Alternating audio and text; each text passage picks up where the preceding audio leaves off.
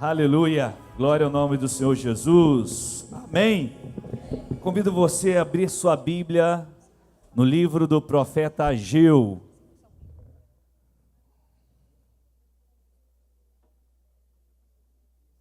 Tá aí, tá, querido? Você vai achar. Profeta Ageu.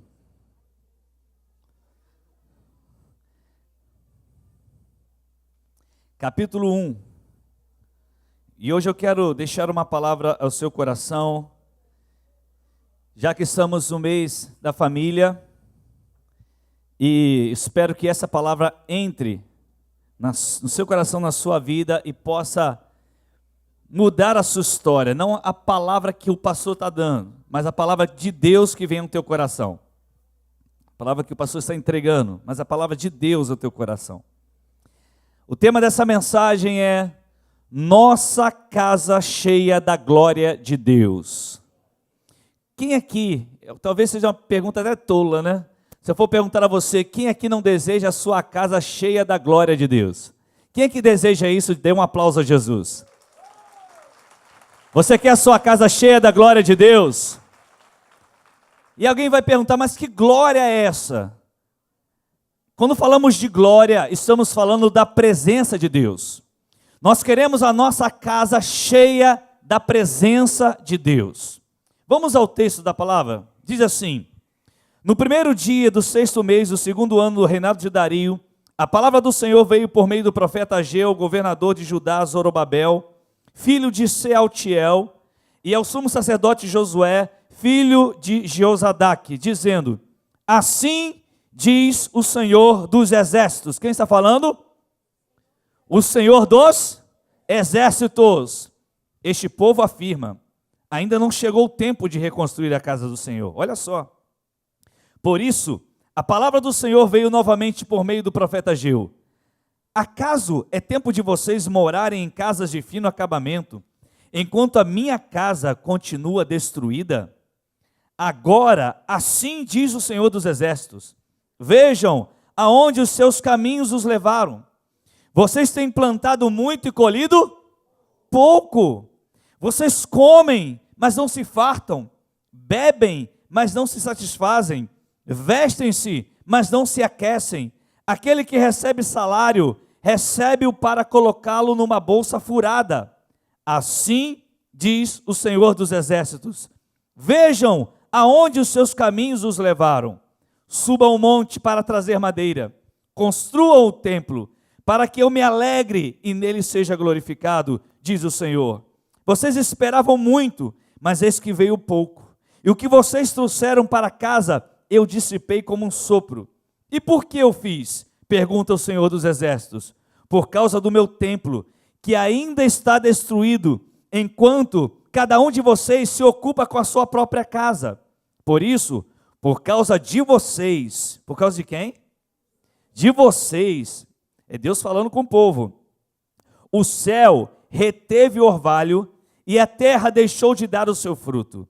Nos campos e nos montes, provoquei uma seca que atingiu o trigo, o vinho, o azeite e tudo mais que a terra produz, e também os homens e o gado. O trabalho da mão de vocês foi prejudicado.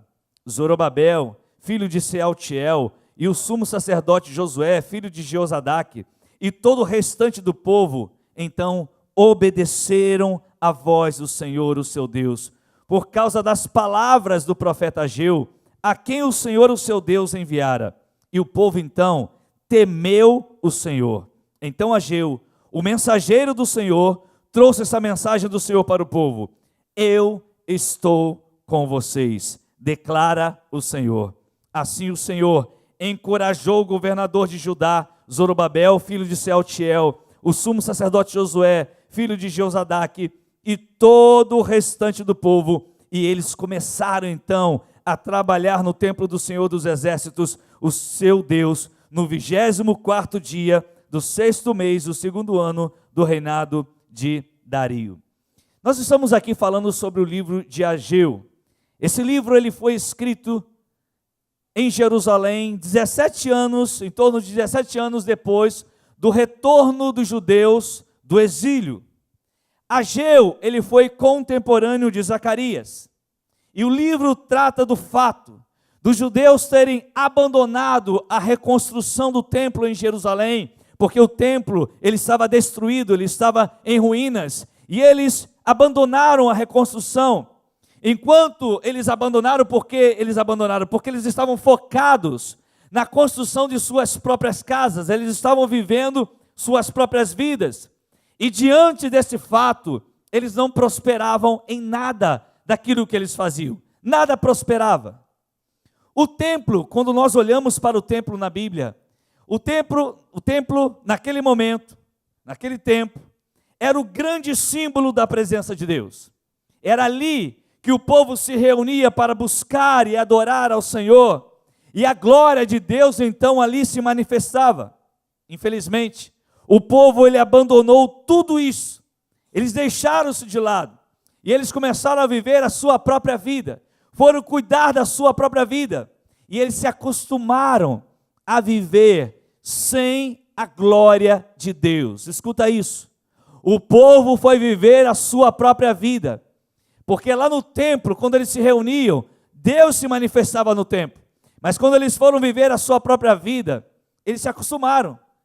Tá tudo bem, vamos vivendo, não precisamos da glória de Deus, não precisamos da manifestação da glória de Deus, e eles deixaram isso de lado, portanto, começaram a sofrer. O resultado, nós vemos no versículo 6 que nós lemos, olha o que está escrito: vocês têm plantado muito, olha que interessante, e colhido pouco.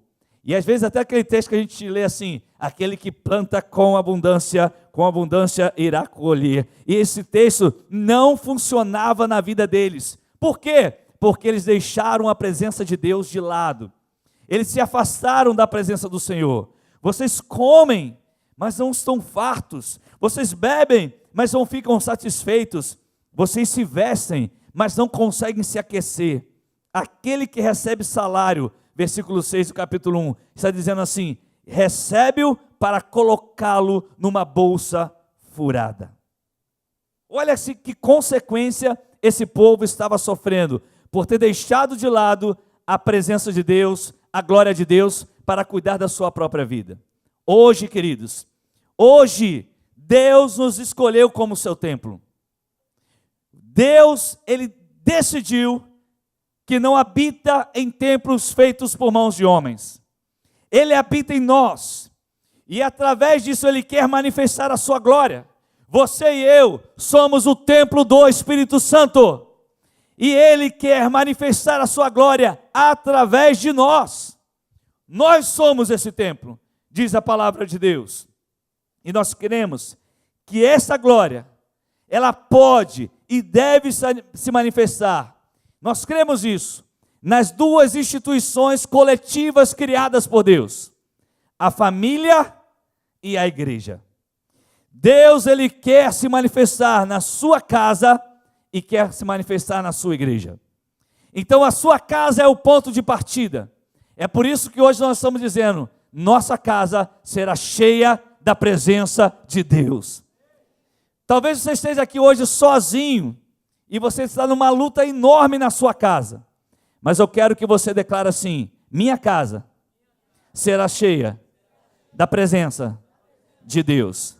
Você quer isso na sua casa? Quantos aqui querem?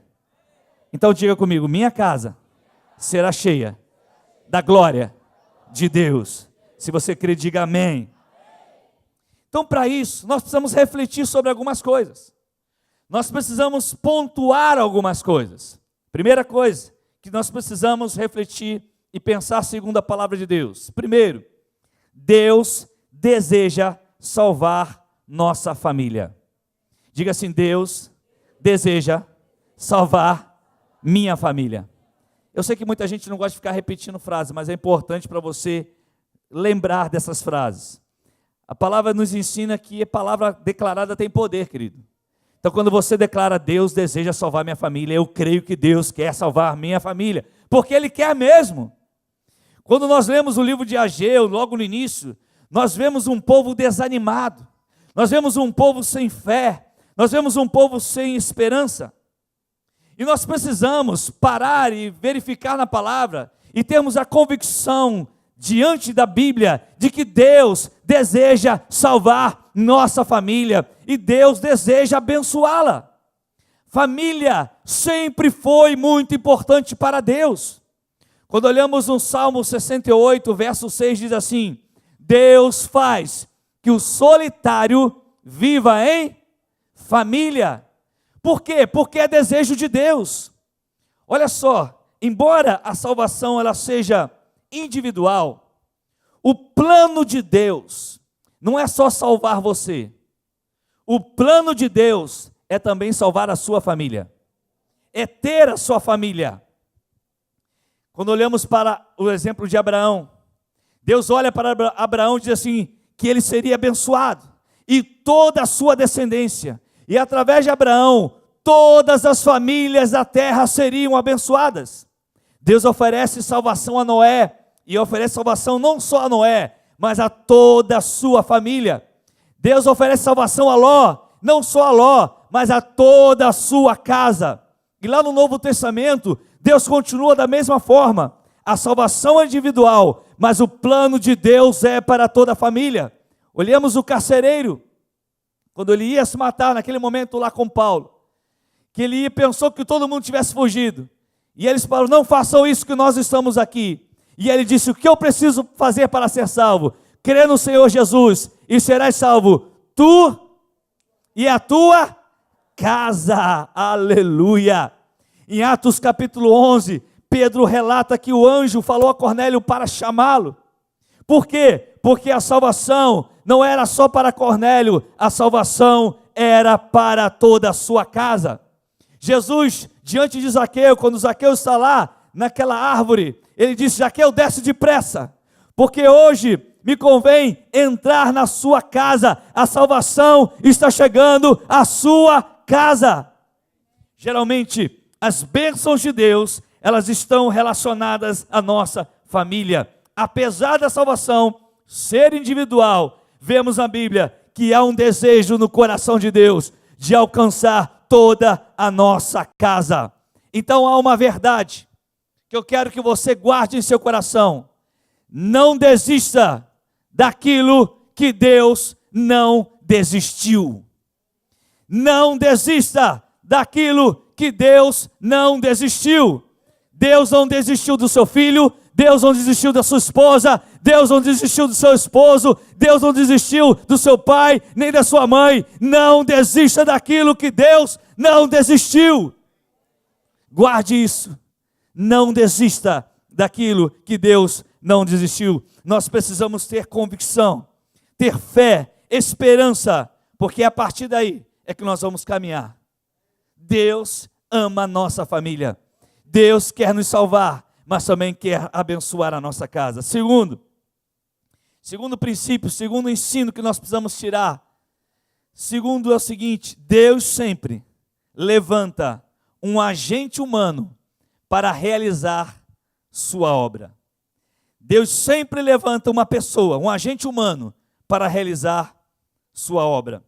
O Espírito Santo, ele decidiu usar você. Ele escolheu te usar. Ele escolheu encher você. Deus não escolhe pela aparência. Deus vê o coração. Então é preciso que você aceite esse chamado. É preciso que você não desista desse chamado.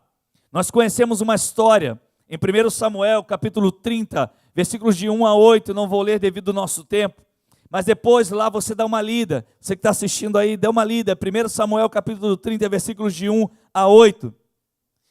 Conta-se num momento muito sério da vida de Davi, ele estava morando numa cidade chamada Ziglag, e ele foi lutar a favor dos filisteus. E lá naquela cidade ficaram as famílias. Saiu Davi, saíram seus soldados, e foram todos lutar a favor dos filisteus. E lá naquela cidade ficaram filhos, esposas, todos lá. Só que os filisteus não deixaram que Davi lutasse, porque os filisteus iriam lutar justamente contra o povo de Israel. E eles ficaram com medo de deixar Davi lutar contra o povo de Israel, porque Davi certamente não lutaria contra o povo de Israel. No momento da luta, ele certamente se levantaria contra os filisteus. E mandaram ele de volta. E Davi voltou. Quando ele chega em Ziglag, um povo havia invadido aquela cidade, colocou fogo em tudo, destruiu tudo e levou todo mundo escravo. Todas as mulheres e todos os filhos. Imagine o quadro. E ele chega junto com os soldados. Quando eles olham aquela fumaça subindo, que aconteceu alguma coisa. E aí ele chega de repente e vê aquele quadro. O texto diz lá que os homens começaram a chorar. E choravam copiosamente. Eles ficaram arrasados ao olhar o quadro, porque agora não tinham casa e pior, todos os filhos foram embora. Todas as esposas foram embora.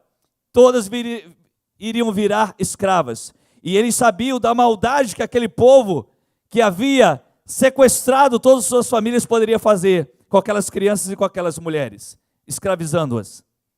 E eles começaram a chorar e chegaram ao ponto de colocar a culpa em Davi. E disseram, é culpa de Davi. Vamos apedrejá-lo, vamos matá-lo, vamos acabar com a vida de Davi, ele que é o culpado. É interessante que tudo que acontece de ruim, a culpa é do líder, né? É o líder que é o culpado, mas deixa isso para lá. E aí, passou isso. Davi pega então aquele momento e fala assim, o que eu vou fazer? Davi pega a estola sacerdotal, vai diante do Senhor e fala, Senhor, o que eu faço? Eles querem me matar, eu não tenho culpa dessa situação, vou buscar minha família, deixa isso para lá, o que eu faço? E Deus fala para ele, vá, porque você voltará com todos da sua casa, todos retornarão, não faltará sequer um, todos voltarão, pode ir atrás dos inimigos. Davi então se levanta, pega os seus soldados que estavam muito cansados, vai atrás dos inimigos, ele toma de volta toda a sua casa, todas as crianças, todas as mulheres, todos retornaram, eles venceram todos os inimigos. O que Deus faz, querido? Deus, Ele levanta pessoas como eu e você, que não somos melhores do que ninguém, mas Deus escolheu você, para que diante de um quadro que talvez você esteja olhando hoje, que Davi assistiu, que aqueles homens assistiram, está tudo destruído, esse casamento não tem jeito, meu filho não tem jeito, minha esposa não tem jeito, meu esposo não tem jeito, meus pais não tem jeito, está tudo queimado, tudo acabado, e Deus diz para você, não, não, por quê? Porque eu vou te levantar, para tomá-los de volta das mãos dos inimigos, porque o diabo vai cair por terra em nome do Senhor Jesus. Deus quer que nos levantemos como agentes de cura e de libertação. Você, querido, é essa pessoa. Você é essa pessoa. Você precisa entender isso. Você será o canal de Deus para mudar o quadro que hoje você está assistindo. Por mais que seja terrível o quadro, como aqueles homens assistiram, a ponto de quererem perder a própria vida, eles disseram não. E Davi se levanta, não, Senhor, o que eu faço? Pergunte a Deus, porque Deus vai te dar a direção. Quantos nós conhecemos hoje, que estão com suas famílias aos pés de Jesus, mas no começo estavam aqui sozinhos. Quem aqui da sua família que veio primeiro? Deixa eu perguntar aqui, quem foi? Pastor Humberto, quem veio primeiro? Foi você, veio junto? Foi a filha. E depois? Depois foi a pastora Marilda, hoje pastora, né? Quantos anos faz isso? 17 anos atrás. 18 anos, veio a filha, a Vanessa, aceitou a Jesus. Daqui a pouco vem a Marilda, aceitou a Jesus. Daqui a pouco vem o Humberto, aceitou a Jesus. E agora? Aí vieram os familiares. Levanta a mão aí, quem é da família do pastor Humberto, pastor Marilda. Tem alguns aí, não tem? Já tem gente que está na glória. Já tem gente que está na glória. A mamãe da pastora Marilda já está na glória, louvando a Jesus. Por quê? Porque alguém decidiu. Porque ali, naquele dia, a Vanessa disse, eu quero o Senhor. E eu serei canal de bênção. E aí começou a revolução. Você é esse canal. Mesmo que esteja sozinho, Deus escolheu você. Deus escolheu você para mudar a história da sua casa, querido. Eu poderia aqui citar tantos outros, mas o tempo não nos permite. Em terceiro lugar, sabe o que Deus quer que nós façamos hoje? Deus quer que avaliemos o nosso estado atual. Deus quer que nós avaliemos o nosso estado atual. Por duas vezes, Deus, no livro de Ageu, lá nos versículos 5 e 7, ele diz o seguinte, olha a frase que o profeta usa ali, inspirado pelo Espírito Santo. Vejam aonde os seus caminhos os levaram. Por duas vezes ele fala isso. Vejam aonde os seus caminhos os levaram. Pensem agora nas prioridades que vocês estabeleceram na vida de vocês. Porque as prioridades se inverteram. Vocês deixaram Deus de lado. Vocês começaram a viver a sua própria vida. Eu vou montar meu negócio, eu vou ganhar meu dinheiro, vou trabalhar, vou fazer. De vez em quando eu vou num culto, de vez em quando eu vou numa célula, de vez em quando eu oro. Eu creio em Deus. E assim foram vivendo. E começaram a se acostumar a viver sem a presença de Deus. Sabe o que acontecia? Tudo que eles plantavam não era o suficiente. Eles plantavam muito, faziam um esforço, trabalhavam, mas tudo que eles ganhavam nunca era o suficiente. Como? É como alguém costuma falar, eu recebo meu salário, parece que escorre tudo pelos dedos. Some tudo. Não estou dizendo que seja você que esteja acontecendo, quem sabe, né? Mas era isso que estava acontecendo. E aí Deus fala assim, olha o que está acontecendo com vocês. Vocês não chegam a lugar nenhum. Vocês não alcançam nada. Mas sabe por quê? Porque vocês escolheram um caminho diferente do que eu tracei para vocês. As prioridades se inverteram. Com isso, a prosperidade de Deus estava retida. Agora deixa eu só ensinar uma coisa a você aqui, que está aqui pela primeira vez. Os demais já sabem disso. O que é prosperidade de Deus? Prosperidade de Deus não são riquezas. Não se trata de riquezas. Prosperidade de Deus é o suprir de Deus em nosso dia a dia. É o suprir de Deus em nossa casa. O que eu preciso para viver? Comida, roupa, água, bebida, água. Eu preciso de uma casa para morar. Aquilo que eu preciso, Deus me supre. Aquilo que eu preciso para viver nessa terra, Deus me supre. Então, quando eu estou falando de prosperidade, eu não estou falando de riquezas. Eu estou falando do suprir de Deus em nossa casa. Eles não tinham nem prosperidade e sequer riquezas. Porque eles plantavam muito e não colhiam nada. Não dava certo. E como vem essa prosperidade de Deus? Vem em Mateus 6,33 explicando. Primeiro busque o reino de Deus e a sua justiça. E qual vai ser a característica daquele que busca primeiro o reino de Deus e sua justiça? Virão sinais claros de provisão e sinais claros de mudanças. A pergunta é, querido, preste atenção, a pergunta é, qual é o estado atual da sua família? Qual é o estado atual do seu casamento hoje? Essa é a pergunta-chave. Como está a sua família hoje? Como está o seu relacionamento hoje? Quarto lugar, Deus quer que façamos uma escolha. Deus quer que façamos uma escolha. Ageu 1,12 diz que todos, quando eles ouviram aquele decreto da parte de Deus, através do profeta Ageu, todos decidiram obedecer a Deus.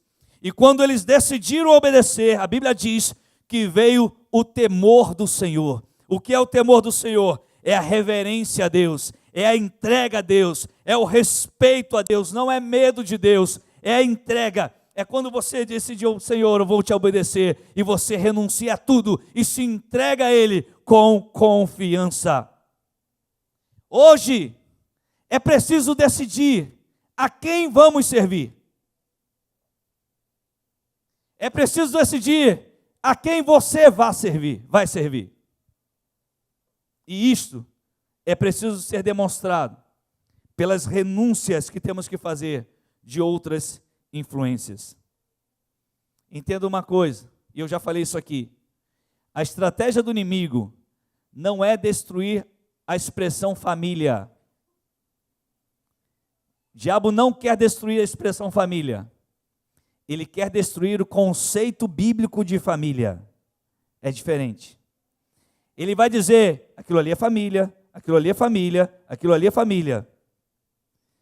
Mas ele vai tentar fazer isso destruindo os conceitos bíblicos do que é família. E é isso que ele está fazendo. Principalmente na vida dos jovens. Dizendo, aquele tipo de relacionamento não tem nada a ver, não tem problema, porque eles dois se amam. Elas duas se amam, não tem problema nenhum. E aí aquilo vai entrando na mente das pessoas. E os jovens começam a aceitar aquilo como algo muito natural, muito normal, muito debaixo de amor, muito debaixo de perdão. Isto é o que o diabo quer fazer, transformar, não é retirar a expressão família, é mudar o conceito, para através da mudança do conceito, trazer a destruição em nossas casas. Mas hoje eu quero dizer a você, é dia de você fazer uma escolha. Deus quer que coloquemos nossa fé nele e em sua palavra. E a partir dessa escolha, o Espírito de Deus, ele vai nos levantar.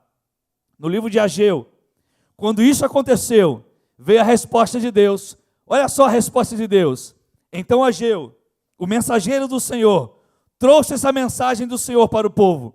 Sabe qual foi a mensagem de Deus para o povo? A partir daquele momento, ele disse assim, uma frase: eu estou com vocês.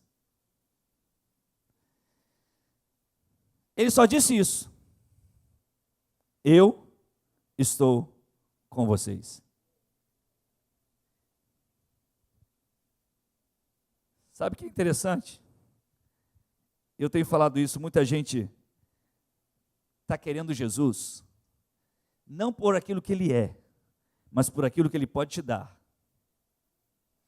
A única coisa que Deus disse assim, eu não vou te dar nada. Ele só respondeu, agora eu estou com vocês. Ou seja, isso é o suficiente. Porque se Deus estiver na nossa casa, eu não gosto da expressão, Senhor, vem visitar, visita no Senhor.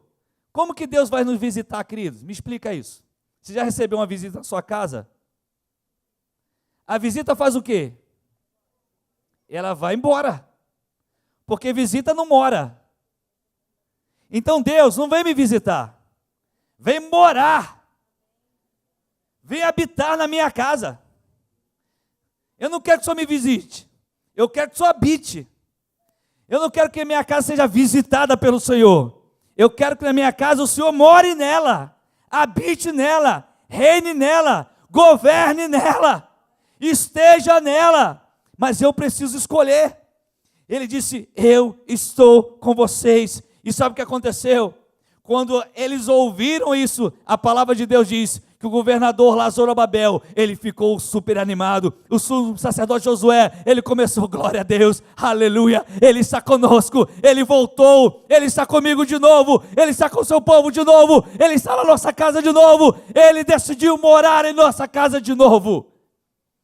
Mas antes disso, eles tiveram que fazer uma escolha. A pergunta é, qual é o estado atual da sua família? E qual é a escolha que você faz hoje? O povo lá precisou escolher. Vocês estão fazendo tantas coisas, mas tudo que vocês fazem, não há prazer, não há alegria, não há paz, não há regozijo, não há nada. Eles não tinham paz em nada. Você sabe que tem muita gente aqui, talvez haja algumas pessoas aqui, que já se cansaram da sua família. Estão cansados. Tem gente que finge. Tem gente que está assistindo agora aí e pode estar fingindo. Viver uma coisa que não vive de coração. Sabe quando Deus vai abençoar essa casa? Nunca.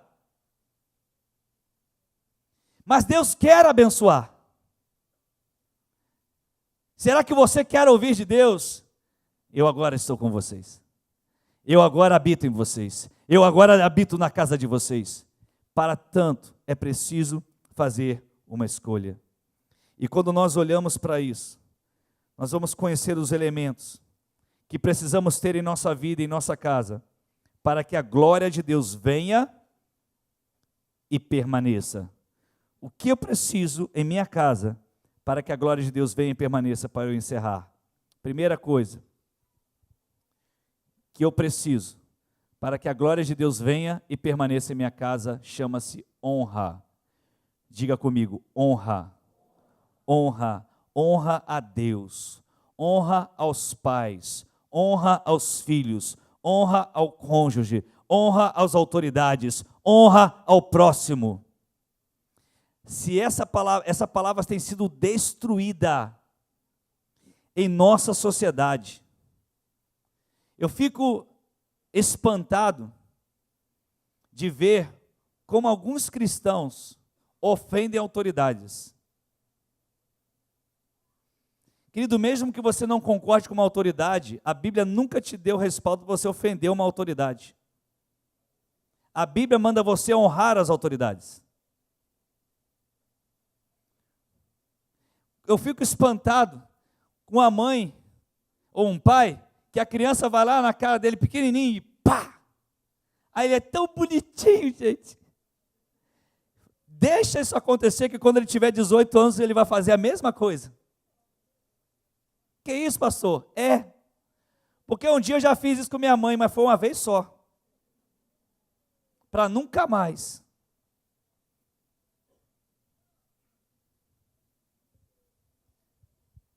Como que essa palavra honra tem sido destruída? Como seu conceito tem sido destruído? E a Bíblia diz que há uma promessa para os filhos que honram seus pais. É o primeiro mandamento com promessa. Porque honra implica em fidelidade, implica em respeito, implica em integridade. Se nós queremos a glória de Deus na nossa casa, vamos trazer a honra de volta. A honra a Deus, a honra aos pais, a honra à esposa, a honra ao esposo, a honra aos filhos, a honra às autoridades, a honra ao próximo. Se nós não aprendermos isso, estaremos longe dos princípios da palavra de Deus. E não vamos desfrutar da glória de Deus. Sabe qual é o segundo elemento? Para que a glória de Deus venha em nossa casa e permaneça? Chama-se perdão. A falta de perdão traz prisão à nossa alma e gera enfermidades físicas e gera miséria. A falta de perdão é como uma brasa viva que queima só na sua mão, que você está doido para jogar em alguém. Você está com aquela brasa queimando na sua mão, mas você está apontando para alguém. Mas enquanto você não joga na pessoa, ela queima onde? Na sua mão. É você que sente dor, é você que chora, é você que sente aquele peso na sua vida, porque a falta de perdão é justamente isso. Enquanto o perdão nos liberta, a falta de perdão nos aprisiona. E o perdão é um exercício diário, queridos. Quantas vezes Jesus mandou que nós perdoássemos as pessoas? Quantas vezes? Quantas vezes? Quantas vezes são então? 490 vezes por dia. Imagine você ser ofendido 490 vezes num dia. Era isso que Jesus estava falando? Jesus estava dizendo assim: não há limite para o perdão. Não há limite para o perdão. Querido, uma família que não vive debaixo de perdão, ela não tem a glória de Deus.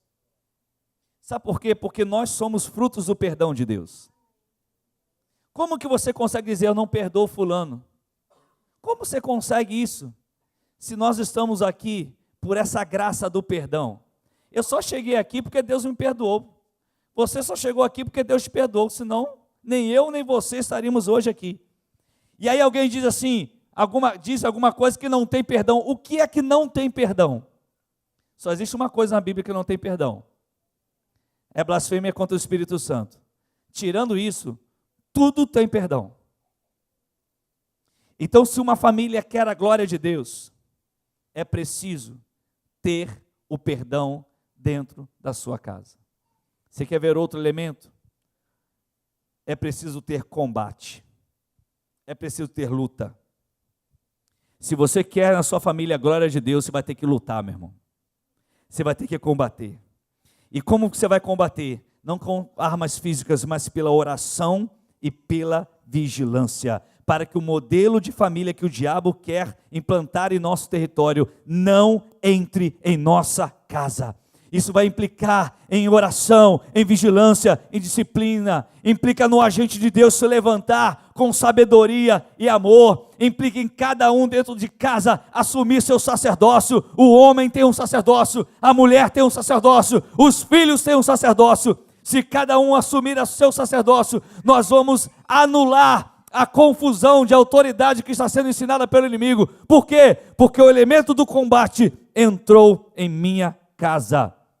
Eu decidi, na minha casa não entra mais esse mal.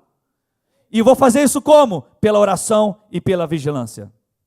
Eu tenho o hábito, nas minhas orações todos os dias, eu falo: Senhor, me perdoe, coloco os meus pecados diante do Senhor e falo: e tudo aquilo que entrou na minha casa, que não provém de ti, seja por minha esposa, por meus filhos, seja por mim, eu renuncio em nome de Jesus.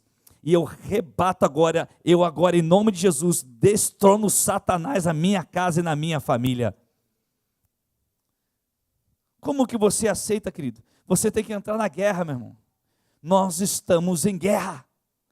E guerra por nossos filhos. E guerra por nossos pais. E a nossa guerra não é contra homens, é contra o diabo e seus anjos. Esses demônios que querem destruir a nossa casa, mas não vão destruir. Porque o nosso general não foi nos visitar, ele já mora. Ele já reina em nossa casa.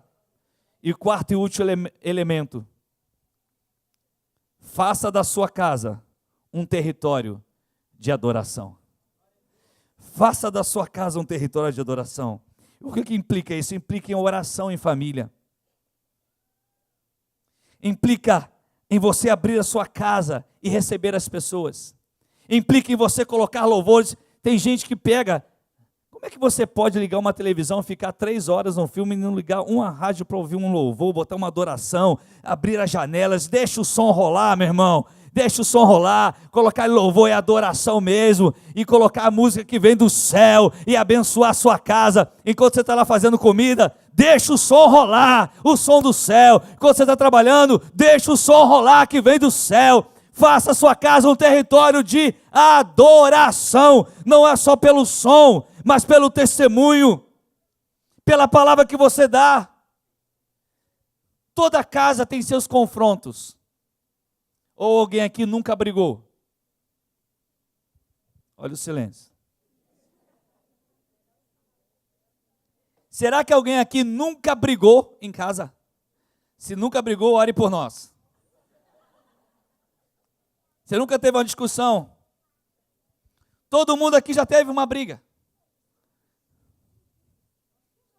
Não, espero que não. Eu não estou falando de briga de rolar no chão. Nem fala, meu irmão. Nem fala esse negócio de Jeová, fala agora essas coisas, não. Nenhum de nós vamos ser uma família perfeita, queridos. Nenhum de nós aqui vamos ser uma família perfeita. Porque eu e você não somos perfeitos. Sabe por quê? Porque nossas mazelas, elas vão ser reveladas. Ninguém esconde o que é dentro de casa. Você pode esconder dentro da igreja, você pode esconder na célula, mas dentro de casa ninguém esconde o que é. Só você e sua esposa sabem que você joga a toalha no chão, que deixa a tampa da pasta de dente aberta. Não vou falar das outras coisas. E naquela bobagem gera um conflito. Não lava o prato que come.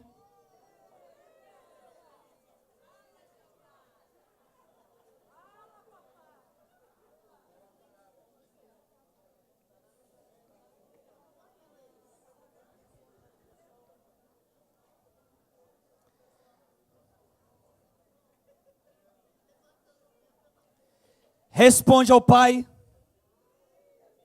Responde à mãe. Hoje nós estamos no Dia das Mães. Nunca se ouviu tanto eu te amo. Mas amanhã continua a vida. Você sabe que mãe, quando fala, meu irmão, não erra. Mãe é profeta. Mãe é profeta. Se falar vai fazer frio, é porque vai fazer frio. Leva a blusa, porque vai fazer frio.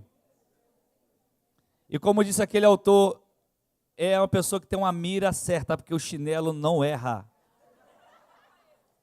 Pode ser 200 metros que ela acerta. Todos nós temos nossas mazelas. Todos nós temos nossos conflitos. Não há família perfeita. Mas como eu vou trazer a glória de Deus? Eu preciso retomar a honra. Eu não preciso honrar minha mãe no dia do Dia das Mães. Eu tenho que honrar minha mãe todos os dias.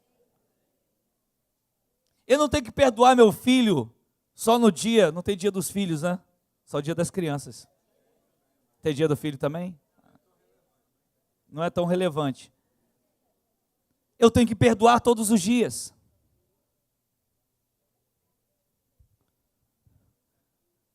Nossa casa é um território abençoado por Deus.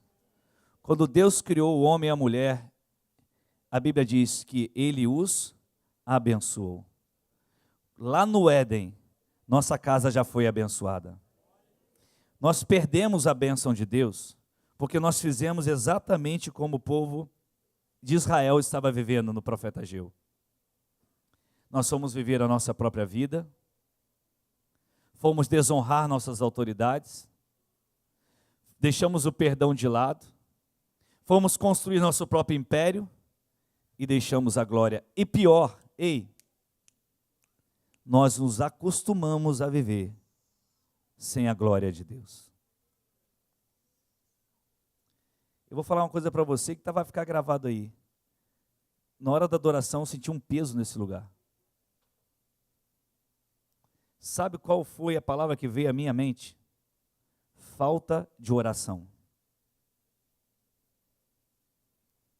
Veio à minha mente assim a frase: o povo não está orando. Estou falando isso que não tem nada a ver com a mensagem aqui, estou falando, mas é porque a gente percebe isso. Não é que a gente perceba não, é porque a gente sente. O povo se acostumou, e a gente se acostuma a colocar os enfeites, acender as luzes, todo um trabalho bem feito, lindo, queridos, e a gente sabe que fez para a glória de Deus, a gente sabe disso que o povo faz mesmo para a glória de Deus, lindo o trabalho, deu um trabalho enorme, parece uma coisa simples, mas eu vi as irmãs fazendo isso aqui, ficaram aqui à noite, preparando com tanto carinho. Mas eu pergunto a você, você se acostumou a viver sem a glória de Deus? Qual foi a última vez que você ouviu a voz de Deus? Claramente. Não a voz de Deus por um pastor pregando, não. A voz de Deus falando com você. Qual foi a última vez que isso aconteceu? Porque a gente começa a viver em função dos outros.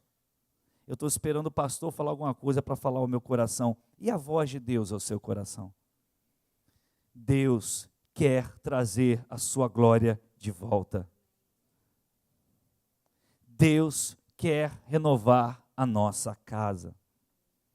Aquilo que o povo perdeu, porque eles se desviaram, eles deixaram de lado. Vamos viver a nossa vida, deixa rolar, não tem nada a ver. Vamos para o culto de vez em quando, porque eles faziam ainda sacrifícios a Deus. Eles não deixaram de fazer sacrifícios, não. Eles só abandonaram a glória, a presença. E a pergunta é: como está o nosso estado hoje, então? Será que estamos como o povo de Israel naquele tempo? Deus quer que iniciemos a reconstrução da nossa casa.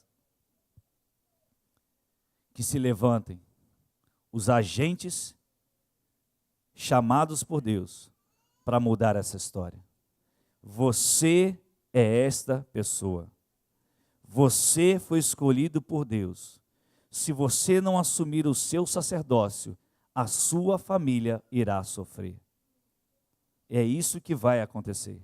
Talvez ela já esteja sofrendo, porque você não assume o seu sacerdócio. vamos trazer a glória de Deus de volta. Vamos ouvir de Deus: eu estou com vocês. Eu estou com vocês. Eu estou com vocês. Eu queria fazer um ato aqui hoje. Sei que nós temos o momento da ceia, homenagem às mamães.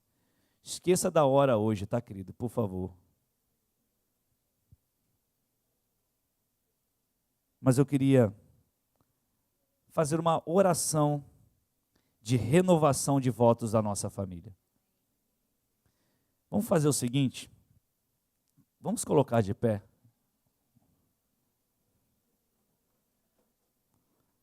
Eu não sei se você está perto da sua família.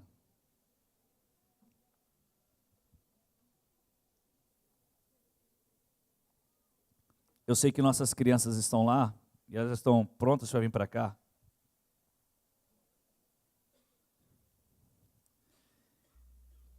Mas eu queria que você segurasse a mão da pessoa, que é a sua família, que seja perto de você agora.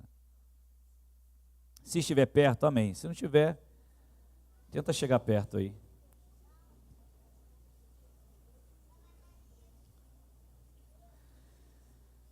Se der para fazer isso, se não der, fique tranquilo, tá bom? Pastor, eu estou sozinho, então dá a mão à pessoa que está do seu lado, que é a sua família em Cristo.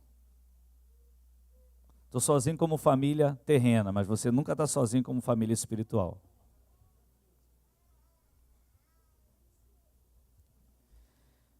Fecha teus olhos, repita comigo essa oração. Senhor Deus, comparecemos diante de Ti, crendo que o Senhor nos ouve. Cremos no Seu poder, Sua graça e misericórdia. Cremos que Seu Filho Jesus veio em carne, morreu por nós, ressuscitou ao terceiro dia e hoje intercede por nós. Cremos que o sacrifício de Jesus na cruz levou todos os nossos pecados, transgressões, iniquidades e enfermidades. Cremos no Seu perdão e no Seu amor e nos apropriamos deles pelo arrependimento. Hoje, Senhor, clamamos por nossa família, certos que a promessa dada a Abraão, de que a partir dele, todas as famílias da terra seriam abençoadas, se estende também sobre a minha família, pela obra completa de Jesus. Hoje, renunciamos todo o mal que entrou em nossa casa, por quaisquer meios que sejam, anulamos o intento de Satanás contra a nossa família e aplicamos o sangue de Jesus sobre ela. Hoje decidimos aceitar o Seu chamado e sermos agentes do Senhor para levar os princípios do Teu reino em nossa família com sabedoria e amor. Hoje pedimos o Teu perdão e pedimos: salve nossas famílias, salve nossas famílias e as famílias de todo o mundo. Declaramos que o governo de nossa casa é do Senhor Jesus, é do Senhor Jesus, e que nossas ações serão dirigidas por Teu Espírito, por Teu Espírito. Do Senhor é toda a honra, toda a glória e todo o louvor para todos sempre, em nome de Jesus. Amém. Dê um aplauso ao Senhor Jesus por sua casa, querido. Aleluia, aleluia, aleluia.